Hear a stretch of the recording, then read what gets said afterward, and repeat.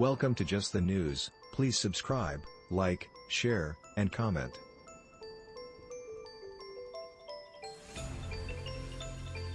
By Will Grant, BBC News, Veracruz, Mexico. Image source, Getty Images. Image caption: a funeral procession for Misael, Giovanni and Yair through the streets of San Marcos ATX Quilipan. The air outside the Olivares family home in San Marcos ATX Quilipan hung thick with the smoke of burning firewood. Mixed W.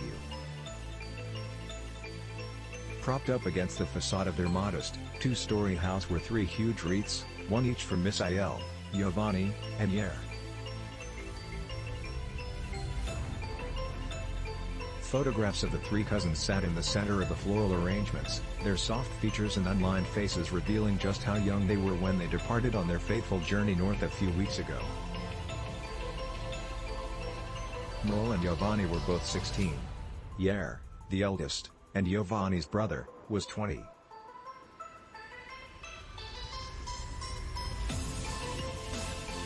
They were far too young to die, especially under such awful circumstances, abandoned inside an airless lorry trailer without water on a desolate back road in San Antonio, Texas, some 800 miles, 300 kilometers, from home. They were among the 53 migrants from Mexico, Honduras, Guatemala and El Salvador who died in June of heat stroke and dehydration in the deadliest human trafficking incident in U.S. history. Now, the bodies of the three young men, boys, really, were back in the village they set out from, their coffins side by side in the front room of the family home.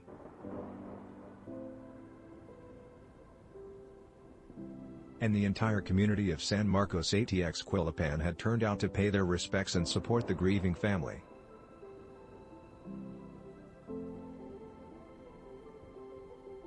"In a way, I'm a little calmer now because I was so worried about them," said Yolanda, the mother of the two brothers, Yair and Giovanni, as a steady stream of villagers trooped past to light candles at an altar erected in their memory.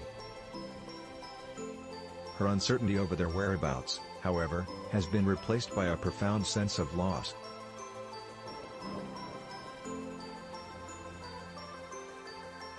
"While I know I'm never going to see them again, at least you'll have a place to go to mourn them and to bring them flowers."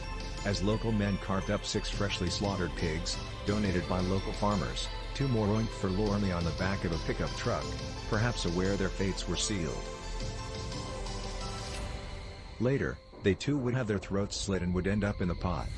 Meanwhile, the women cooked the pork into a spicy stew, served with tamales and washed down with copious amounts of sugary sodas. It was comfort food, for a community desperately in need of some solace. The hive of activity around the cooking and the traditional funeral rites provided a welcome distraction for the family.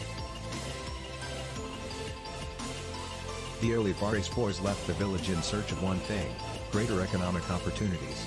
They weren't fleeing violence or organized crime, they weren't political exiles or seeking asylum from persecution.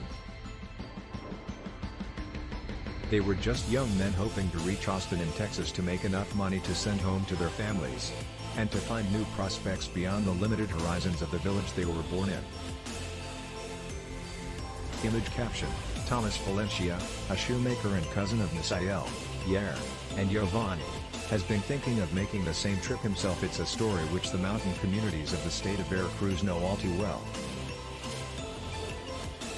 "We knew the risks, but they'd seen others make it to the U.S., even young girls, and that motivated them into trying too," explained Yolanda, composed amid her grief. They had plans.